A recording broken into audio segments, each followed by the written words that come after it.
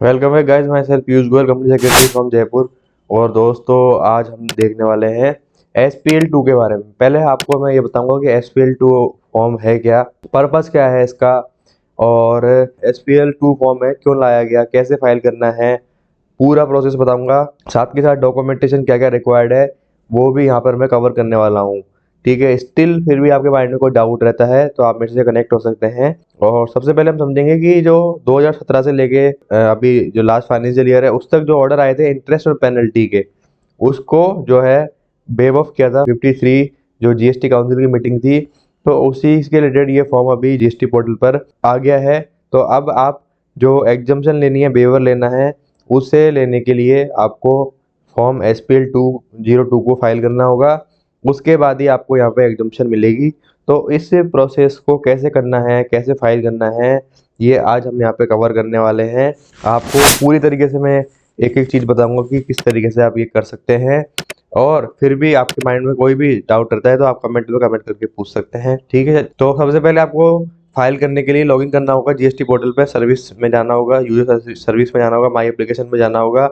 Then on navigating to my application page, taxpayer has to select apply for waiver scheme under section 128 option under application type।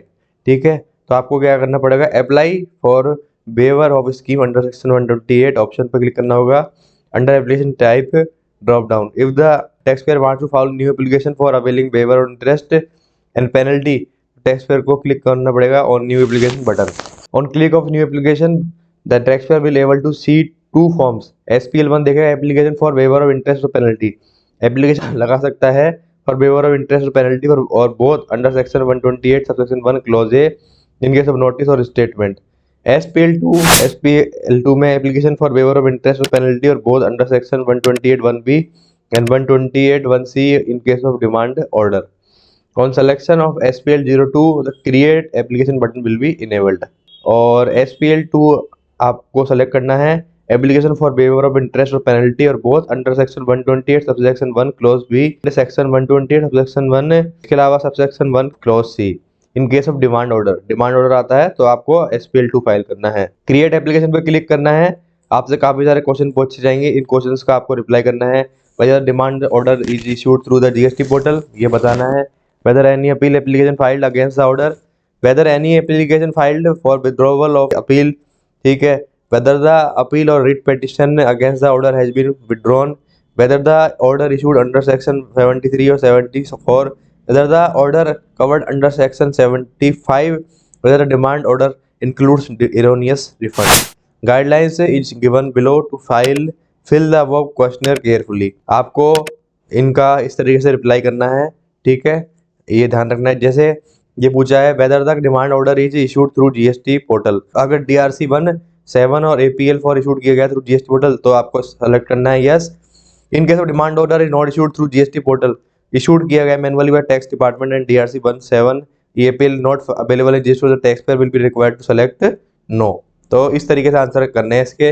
Weather any appeal application filed against the order, तो अगर कोई भी appeal file किया against the DRC 7 APL4, ठीक है, before first appellate authority और high court, then select yes.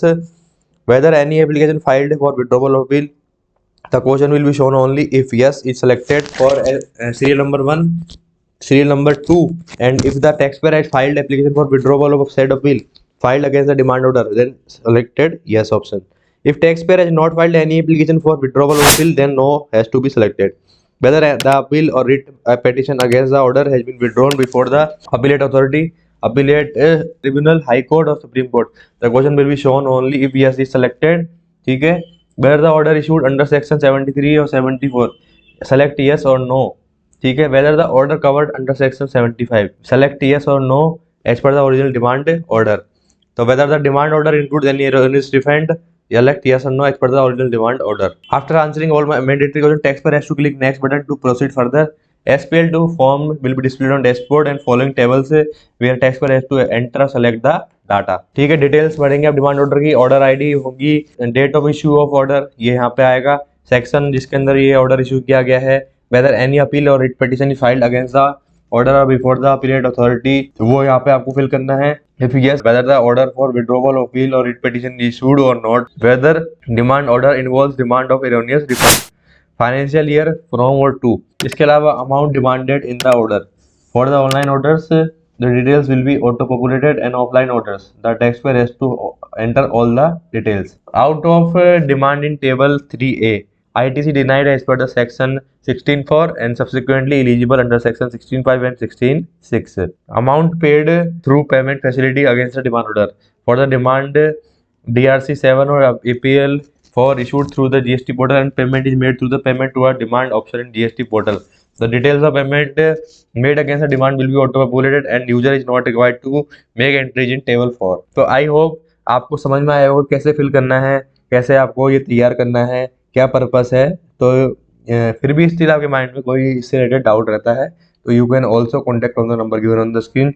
And आपके mind में अगर income tax, GST, trademark, import export से रिलेटेड भी डाउट रहते हैं तो आप बिल्कुल मेरे से कनेक्ट हो सकते हैं। Thank you guys for watching this video.